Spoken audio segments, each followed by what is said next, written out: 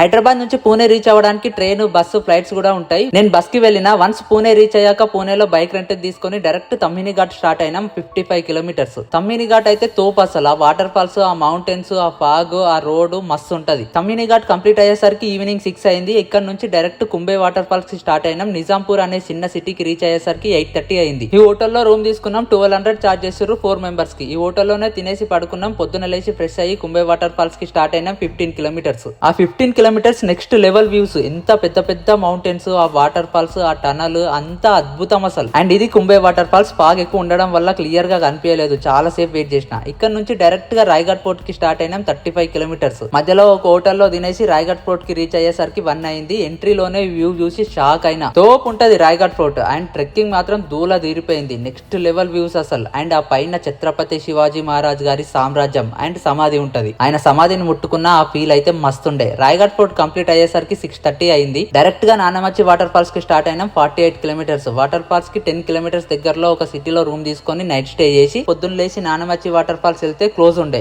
అస్సలు వెళ్ళనియట్లేదు. Check post దగ్గర ఎవరిని వెళ్ళనియట్లేదు. సరే అని వరందా ఘాట్ కి వెళ్ళినాం. డేంజరస్ రోడ్ అసలు. వామ్మో ఫుల్ భయం అయింది. కానీ మస్తు ఉండే ఆ ఫీల్ మాత్రం. వ్యూస్ అయితే నెక్స్ట్ లెవెల్ వ్యూస్. ఆ మౌంటైన్స్, ఆ వాటర్ ఫాల్స్ అయితే తోపు ఉండే. వరందా ఘాట్ నుంచి డైరెక్ట్ పూణే వచ్చి పూణే నుంచి హైదరాబాద్ కి డైరెక్ట్ బస్. ఇది నా మహారాష్ట్ర ట్రిప్ పార్ట్ 2. ఈ వీడియోలో అన్ని క్లియర్ గా చెప్పడం కుదరలేదు. ఫుల్ డీటెయిల్డ్ బ్లాగ్ మన యూట్యూబ్ ఛానల్లో అప్లోడ్ చేసా. లింక్ బయోలో ఉంటది. ఇంట్రెస్ట్ ఉన్న వాళ్ళు వెళ్ళి చూసి నచ్చితే మన ఛానల్ ని సబ్స్క్రైబ్ చేసుకోండి. That's it for the day guys. Thank you. By by.